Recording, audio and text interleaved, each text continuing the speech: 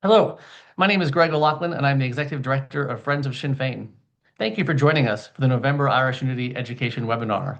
This is a series where we speak with authors, researchers, community leaders, and politicians about their perspective and experience working for a new and united Ireland. This month's guest is none other than former Sinn Féin President Gerry Adams. Gerry served as president of Sinn Féin for more than 34 years, leading the way through peace talks and the negotiation of the Good Friday Agreement. His vision for a new and united Ireland has paved the way for decades of work, activism, and education around the key issue of Irish independence.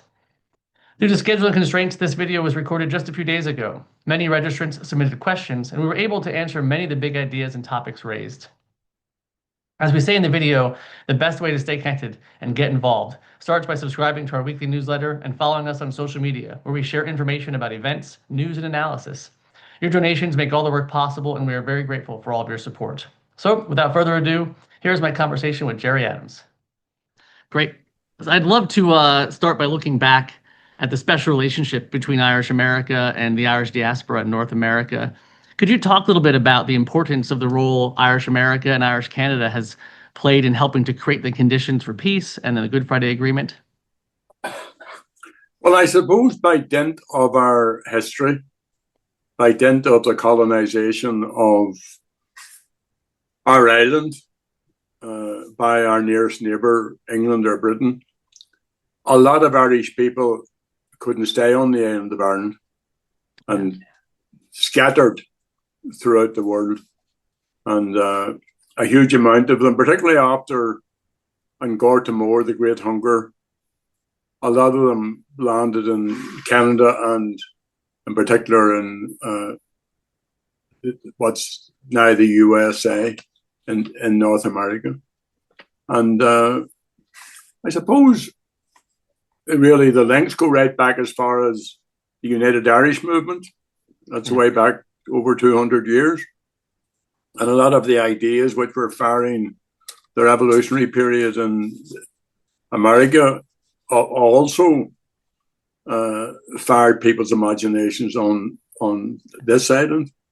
So there has been this continuum of connectiveness between people on the island of Ireland and our kin in what was called an Ilion Ur, the new island, the new world of America, and that intensified as a consequence of the, as I've said earlier, of the Great Hunger, when 1 million people fled, and 1 million people died. The population was halved, and a lot of people perished on the eastern seaboard of Canada and North America. And at different times in my travels, somebody somewhere would have discovered a new mass grave. I remember one time when we were in Philadelphia, and then another time when we were up in North Canada.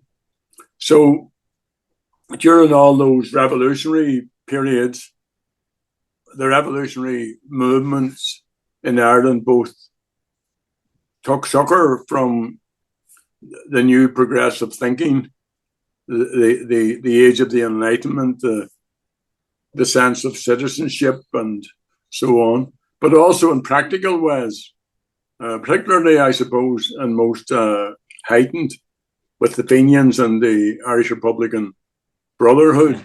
And the proclamation of 1916, the proclamation of the Republic, which the British, of course, suppressed, it actually singles out our exiled children in America.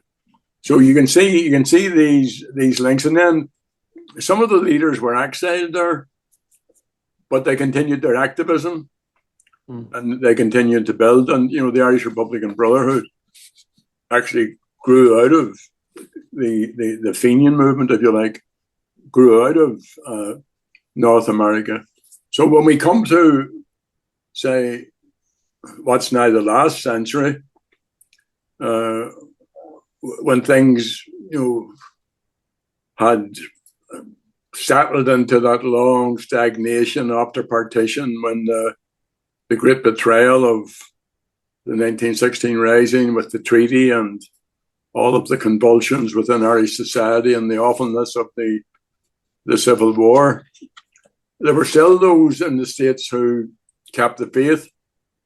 And as the Orange State took hold, and it was based absolutely on apartheid and discrimination and dealing with people in a very discriminatory way. There were always people in the States who were prepared to argue for an end to discrimination, highlight some of the worst excesses of unionist stroke British rule. And that continued up until the civil rights struggle. And the civil rights struggle was modeled on the American civil rights struggle, both in terms of its willingness and effort to form alliances, progressive ways forward with others, but based upon very, very simple rights, very, very modest human or, in this case, civil rights. So, and a lot of people I've found, I actually find this very touching. A lot of people who would be Irish Americans continue with cultural connectiveness. Yeah. You know, the music. When our people fled, when our people were exiled, that included lots of musicians and poets and singers, and they had their different treasures of music, and they both sustained that in the States, but they also influenced Scots music, because there were people from Scotland, and famously hillbilly music, you know, all those different twists and turns, and up in Nova Scotia, you know, all of those long cultural links were retained and continue to be retained to this very, very day. Yeah. Yeah. So, and as you say, that sets the stage for the support for the peace process and the Good Friday Agreement to come thereafter. That long tradition and history of cultural presence, political presence, and sheer numbers of Irish in America. But the difference, you see, was with the Irish anywhere else, was that the Irish had other political clout in the States, or the potential for political clout. So when the civil rights struggle was suppressed and replaced with British militarism and occupation and internment, was once again the order of the day. When we had Bloody Sunday and the Ballymurphy Massacre and different other horrific incidents like that, people in Irish America came forward. Yeah, they opposed internment. They opposed British militarism. They picketed and lobbied and protested. They were very, very visible in supporting both the resistance movement, but also the need for people here to have rights. And then when the British failed in their militarization to defeat the struggle, and it became a penal, or at least an element, but it became about punishment and punitive penal policies during the hunger strikes. Famously, again, Irish America came to the fore and campaigned for Bobby Sands and his comrades, and so on and so on. So at the same time, those of us who were engaged in struggle and those of us who it fell upon to become part of the leadership, we were trying to adopt our struggle. We were quite resolute and confident that we could not be defeated, but it wasn't enough not to be defeated. That's not what it was about. It may have been important in other phases of the struggle, but we felt we had potentially the strength to move into a different space, and it wasn't just about what we were against. Yeah, it was also what we were for. It wasn't just about the past; it was about the future, and as part of that, and as some elements of what happened were fortuitous or weren't planned. Like no one planned that Frank McGuire, who held the seat that Bobby Sands later won, no one planned that could happen. That poor Frank would out blue just die and leave us. But that opened up the opportunity. And as always, opportunities are there for those who take it. And that led us into another mode of struggle, of electoralism. And we had long since decided that this wasn't all down to Republicans, that we needed to have more and more people involved. And while Irish freedom won't be won without us, we can't win it on our own. We need more and more people involved. And part of that, I won't take you through all of the different elements to it, but part of it was to have an international element to our struggle. Yeah. And there, it was obvious that the diaspora, particularly in the USA, because of the strength of Irish America politically, could be that part of internationalizing what was now a demand for talks, a demand for Sinn Féin to be included in those talks, a demand for dialogue, a demand for the right of the people to national self-determination. And that then, as it had in all those other decades that I've just noted, that then led to another group of Irish Americans coming together, labour leaders, business leaders, leaders of commerce, political leaders, and they decided they would like to contribute to this potential peace process. Yeah, exactly. And that peace process leads then to the Good Friday Agreement, which is really the roadmap for the next stages there. And that support from Irish America and Irish Canada was essential. Yes, well, there probably would have been a peace process at some point. Yeah. And arguably, if the British had been up for it, there could have been a peace process long before there was. Yes. But it actually took Bill Clinton's intervention. Yeah. What the British had always said when issues were raised with them about any of these matters of injustice or of discrimination or of penal policy or of shoot to kill, these are internal matters for the government of the United Kingdom. Yeah. So a cadre of people in the States, led by John Gerry, at a conference for presidential hopefuls, put forward a number of demands. Would the candidates for the presidency sign up to a special envoy for Ireland? Yeah. Sign up to an inquiry into the killing of human rights lawyer Pat Finucane? Yeah. Would they endorse an end to discrimination and so on? And would they give me a visa? Because there had long been a demand for me being able to go to the States. Not that I or anybody representing Sinn Féin should be given any special treatment, but people in the States deserve to have information and to hear what was being said. And Bill Clinton, in fairness to him, said yes. Yeah. He would do that. And that caused consternation with the British when he said he would appoint a special envoy if he was elected president. The briefing from Downing Street was that they would smash that. that they would get rid of that they would remove that possibility.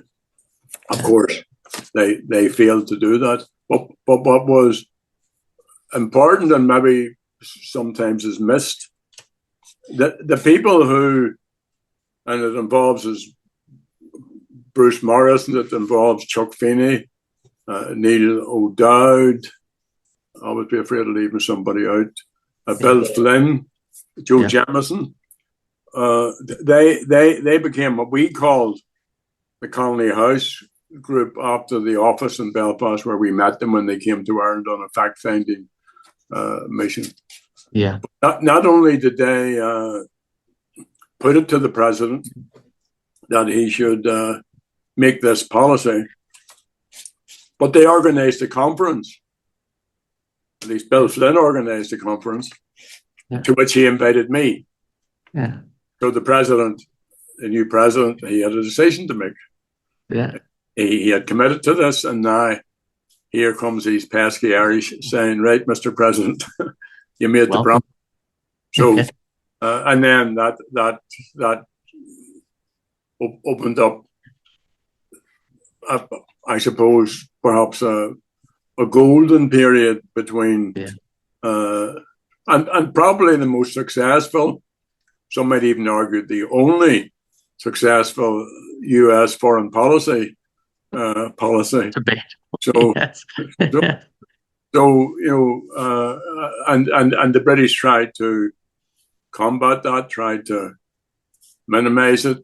The British Prime Minister wouldn't take a call from the president around the issue of me getting a visa. And when you think about it, such a small thing, obviously important, and not, and symbolically and strategically, as it turned out, of ultra importance. But when you consider, I mean, what were we going to do? We were going to talk.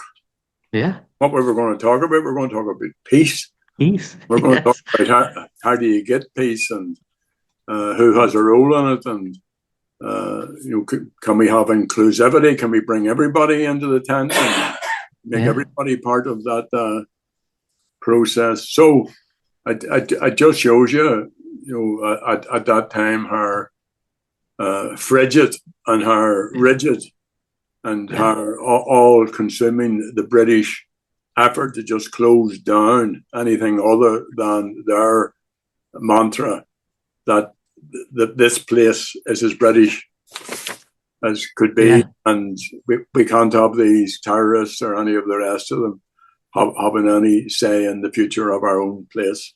So all of that was to the good, and that's what led to the Good Friday Agreement. Yeah, as you described, that inflexibility of the British government to even explore or entertain what's possible is softened by the engagement of some brave Irish American leaders and Irish America broadly, the diaspora. I appreciate you taking us through that history. And then some really enlightened decisions by President Clinton and by others close to him, like the appointment of George Mitchell. Yes. Envoy, and then later the chairperson. Yep. And then, as Mr. Shakespeare once said, there is a tide in the affairs of men. The British government under the Tories had been handed potentially the makings of a peace process on a number of occasions, and had always rejected it, from Mr. Major and from others who were there, famously Thatcher. But when Tony Blair came in, he was handed this on a plate, and he embraced it. And in fairness, but by now we had the Irish government engaged, British government engaged, we had the President of the US engaged. John Hume had played a leadership role, and he and I had met and talked for a long time in secret, and had put together what some people refer to as the Hume Adams talks and formula. And from the Sinn Féin point of view, the big ask was for self-determination. Let the people decide. The British claim on Ireland used to be for the whole island, unconditional. And then after partition, it was just for the 6 counties, but it was equally unconditional. Yes. Yeah. So what we wanted was no decision about Ireland except by the people of the island of Ireland.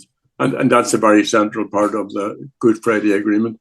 All the rest of it is about righting wrongs, is about reversing discrimination. They're all quite, they're difficult because there's resistance to, but if you want to get rid of discrimination, you have to bring in policies to do that. If you want a decent policing service that everybody can belong to or subscribe to, if you want to have equality, if you have a new form of governance. So the Good Friday Agreement was never, it was a peace agreement. It was an agreement to a journey without necessarily an agreement on the destination. So it's a process, and it contains, and this is really, really crucial at this stage, it contains a commitment for a referendum. Yes. Future, in which the people of the island will have their say.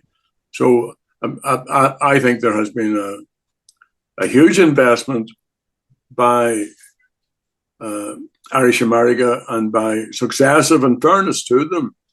I mean, Bill Clinton did 2 terms, and he was followed by a series of Republicans, George Bush and others come in.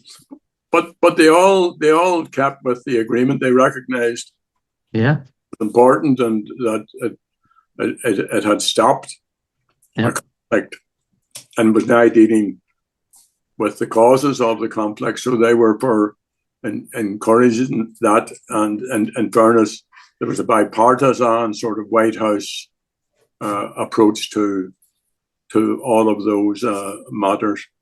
Now, events happen, dear boy. Yeah. So Brexit came in the middle. Yep. Brexit was a decision taken without any thought of how it would affect the island of Ireland, the partition of Ireland, because partition had softened. But the border was no longer that hard. Yeah. To a large extent, in terms of the economy and movement to and fro and other matters, it didn't exist as an impediment. It obviously still existed and still exists as a reality. But Brexit potentially was about, among other things, bringing back a hard border, bringing back what we had undone 20 years previously.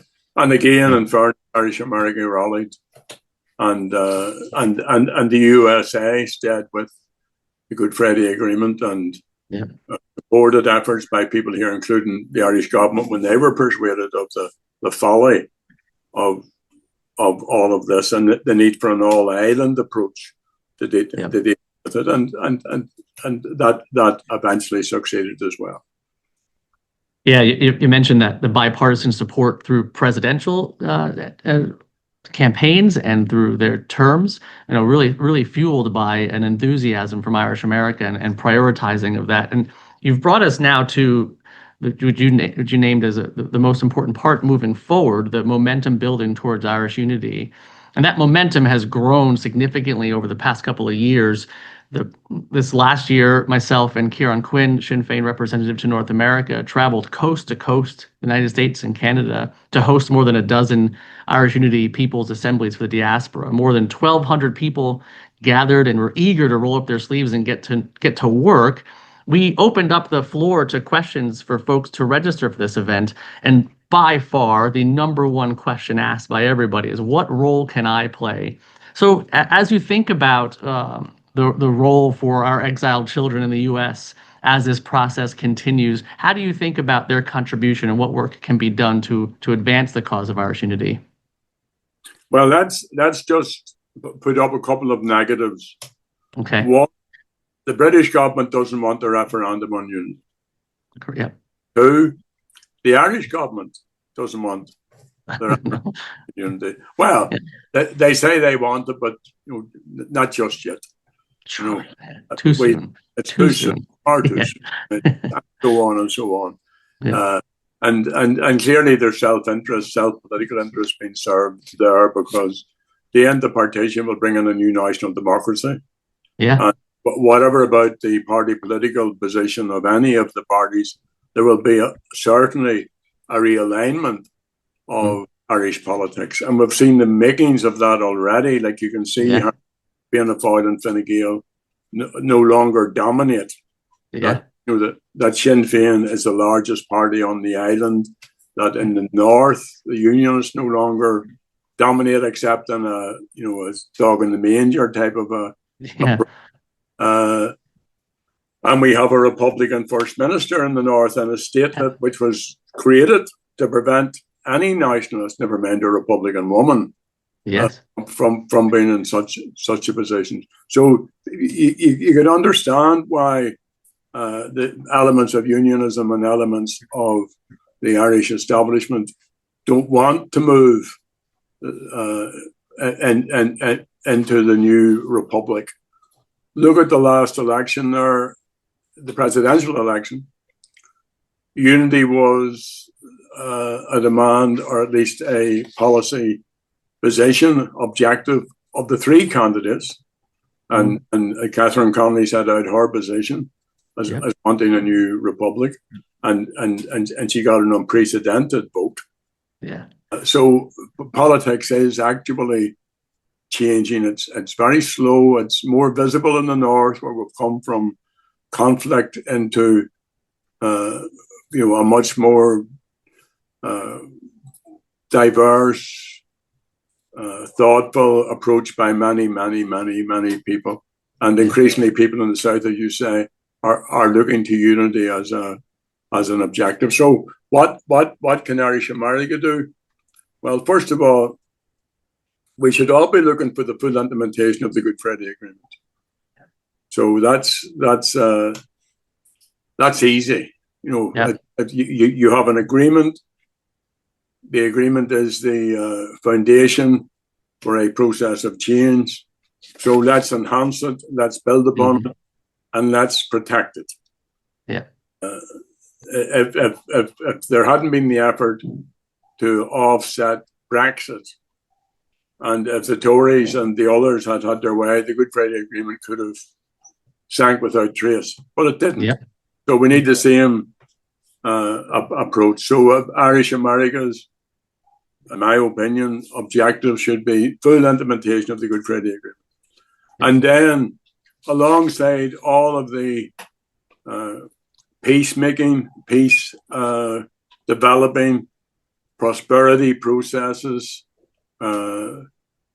anti-sectarian, trying to create harmony between good neighbours, and trying to get everybody united on the importance of people having a decent quality of life and access to education and decent hospital facilities. Apart from, as well as all of those, let's have the referendum.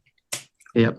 And we're not looking for a referendum just to be dumped on people, or like Brexit just sprung out. Let's do it after a process of discussion. And that's why those people's assemblies that you referred to in Canada and the USA are so important. Sinn Féin's Commission on the Future of Ireland have held numerous sectoral commissions, sectoral assemblies, people's assemblies, and they're edifying, they're educational, they're informing folks, and it's giving people their say. So I want to commend what friends of Sinn Féin have done in Canada and in the USA of giving Irish Americans their say. And those rooms will come up with the answer to your question. Yeah. They'll figure out what they can do in the place that they live or the place that they work. They'll figure it out. Yep. once you bring people together and give them the information. That's exactly right. I would say that that's the most exciting and rewarding part of those assemblies coast to coast, is that when we do get into the room and do get under the hood of all of the work to be done, we are coming up with solutions to be done with our community groups, with our churches, with our unions, to say these are the next steps for us. So I appreciate hearing that support, and that we have a great year ahead of some more plans. If I could bring it to a little bit more of a human scale now, away from the high level of politics and planning and peace processes. You've lived in Belfast through some incredible change and times over the years. How might you describe how life in Belfast has changed from when you were a teenager living under unionist rule to now teenagers in Belfast listening to Kneecap and living in a very different Belfast? How might you describe how life has changed? Well, sometimes grumpy old people say to me, the young people take it for granted. And I say, well, Yeah. let them, let them enjoy life. I do believe that all of us need to know our history, and we need to understand that the rights that we have now were won by people making great sacrifices and great efforts and so on. And that's across every single right that you can think about. Yeah. So we should be aware of that. At the same time, I just think it's terrific that events like Fela and Fubble, which you have been at, it's a big community event. Unbelievable. That 10,000 young people will cram onto a stadium and dance right away. Kids from loyalist backgrounds, Republican backgrounds, just having a crack, listening to Kneecap, listening to trad music, listening to a whole range of other Kjol, and I just think all of that's the good. Now, there's a lot to be done. We have lots of social and economic challenges. I mean, the biggest challenge is that the British government retain a say in affairs, that they retain control. So it just makes sense. I mean, you could imagine if you were getting something done in your neighborhood and somebody said, well, look, we'd have to go to London to get the funding for that, or to get the permission to do that. So that remains through all that hundreds of years that we sketched our way through at the beginning of this conversation.